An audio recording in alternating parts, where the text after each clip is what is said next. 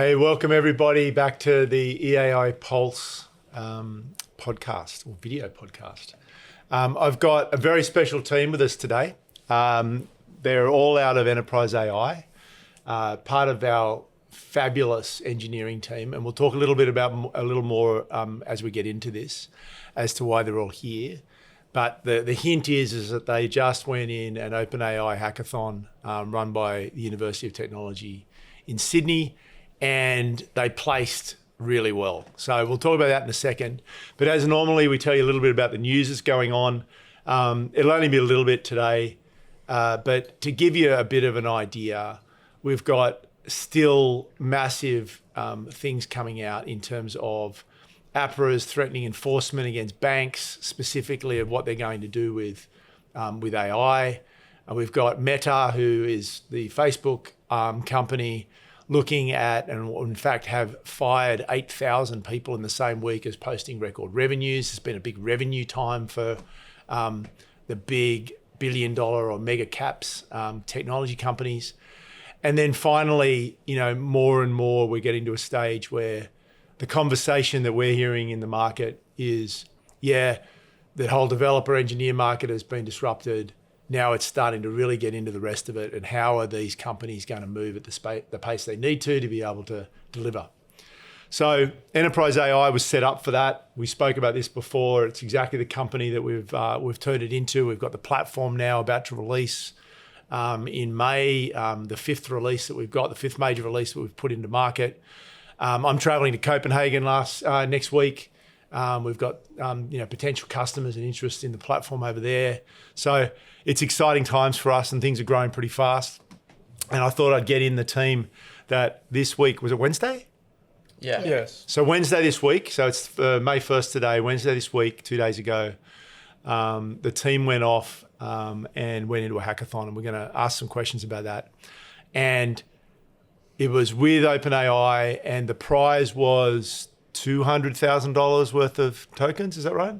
200,000 US dollars worth of tokens. I think it was a prize. 50,000. And this team won second prize and got 50,000 tokens, which is pretty exciting for this team. So how about I introduce everybody? So we've got Van sitting next to me. We've got Yu Cheng, we've got Ollie, and we've got Zyro. They're all in our development team. You've met a few of them if you've been following our podcast in the past. But I'm just going to ask some questions about sort of how it came about and what happened and what was it like coming second. So I'll start with maybe you, Van. Tell me a little bit about sort of how it started and how you got into it and why. I think as soon as we came into the hackathon, we were just running all over the place trying to figure out what the problem statement is. Because when we went into the hackathon, they didn't tell us what to expect. And I think the team was really on point. They said, try to build something that you couldn't build without Codex or OpenAI. And that's when, given the scope of the problem statement being so big, we kind of try to see where the most impact is. So Ollie, he kind of did some research to see, is there any patents or anything on the internet that could actually give us an impactful problem statement. And that's where I think we started pivoting to see a problem statement to have actual impact to the society. Got it. Hey, Ollie, you were mentioned there. Tell us a little bit about, or use your own mic maybe. Tell us a little bit about sort of what was the problem. Yeah. So what was the solution you thought up? Yeah. Or the team thought up. The team came together, and we were looking for like a real problem to solve. So the criteria the judges were scoring the day on was, as Van said, something that only Codex can do, and also something that's beneficial to society. So we thought to go and look for like actual tenders or initiatives that have been put out, so we could try and solve a problem that's actually impacting real Australians. And we came across basically some accessibility initiatives for the NDIS, who are looking to make their data and interacting with the NDIS easier. So that's what we chose to pursue. Cool. Sounds very exciting. Yu Cheng, tell us a little bit about what you were doing, what you coded. You're the newest to our team, basically. Tell us how to go. Yeah, so we basically are trying to build a voice agent and to help the disabled people to use the web page. So we initially trying to build a web page, and I am building to render the NIDS website in our webpage, but we found out that there has a lot of limitation that we cannot actually do that. So we did some research that we think maybe Chrome extensions is much more fit with these situations. Yeah. So then we just move in the halfway and go to the other route. Perfect. Thank you. Zyro, you're next, mate. Tell me, it was all pretty tight at the end. Tell us about how close you got to actually not being able to release this versus actually getting it released. What happened? My teammates are all very formal in here, but I'm just going to speak candidly. So for the first 4 hours, we were just kind of mucking around. We didn't know what to do. So a standard day then. Is that what you're saying? Standard day, 4 hours. Everybody was complaining, like, yeah, we're hopeless. We're kind of thinking like maybe we won't make this competition. And I was telling my team like, if you don't care enough, maybe you might win.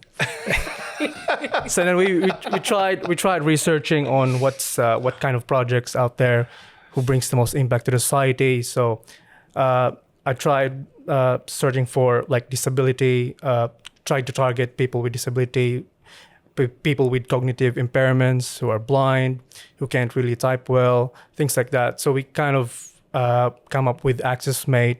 That was the name of the product that we built. We kind of named it AccessMate, and we just went on with that.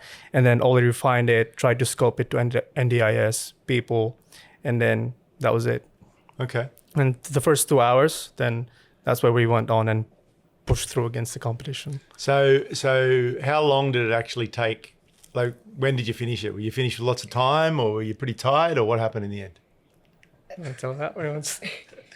So we were actually 2 minutes ahead of schedule because we were 5 Sorry, p.m. you finished with 2 minutes to go. Is that what you're trying to say? Yeah. Yeah, got it. How many hours did you get? Around like we started at 11, right? 10:30, 11.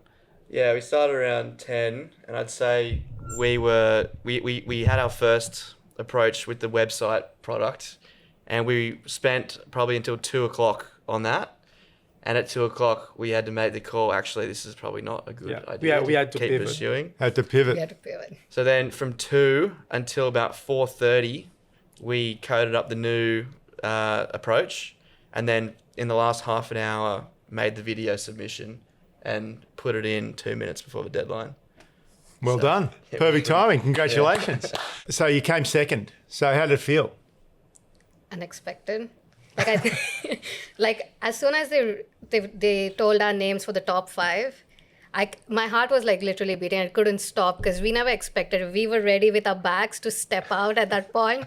And as soon as we heard our name, we were like, oh, we need to like give the next demo. I think we had to pitch it in like 5 minutes then. And we were just like all over the place and trying to figure out what to do. So it was unexpected. We went in for the experience, but we came out as winners, I guess.